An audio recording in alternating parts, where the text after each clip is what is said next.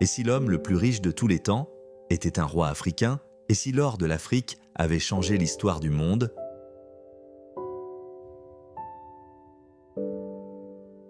l'Empire du Mali, c'était plus qu'un royaume, c'était une puissance, une légende. De Mansa Moussa à Tombouctou, son influence a rayonné du Sahara jusqu'à l'Europe, portée par une richesse qui semblait inépuisable.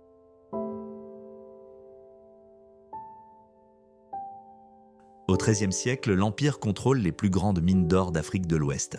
Mais c'est au XIVe siècle, sous le règne de Mansa Moussa, que le Mali entre dans la légende. En 1324, ce roi entreprend un pèlerinage vers la Mecque.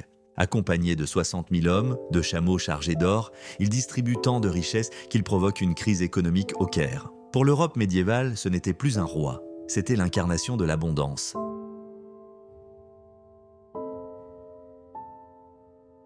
L'Empire dominait les routes commerciales du Sahara, reliant l'Afrique de l'Ouest, le Maghreb et même le Moyen-Orient. L'or malien s'échangeait contre des biens précieux, soie, épices, sel et objets de luxe. Des villes comme Tombouctou, Djenné et Niani devenaient des carrefours de savoir, foi et culture.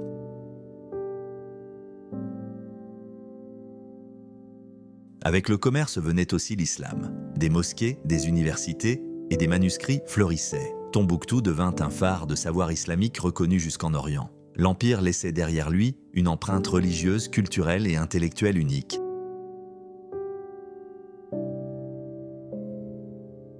Des récits de voyageurs rapportaient en Europe l'histoire d'un royaume où l'or coulait à flot. À Venise ou Gênes, des pièces de monnaie furent influencées par cet or africain. Le monde commençait à comprendre. L'Afrique n'est pas seulement riche de nature, mais de civilisation.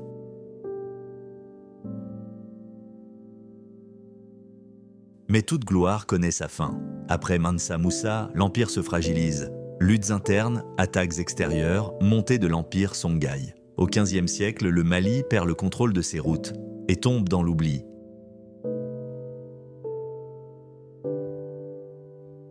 Mais son héritage, lui, brille encore comme l'or dont il était fait. Mystère d'Afrique, c'est pour révéler ses histoires cachées. Abonne-toi, le passé a encore des secrets à te révéler.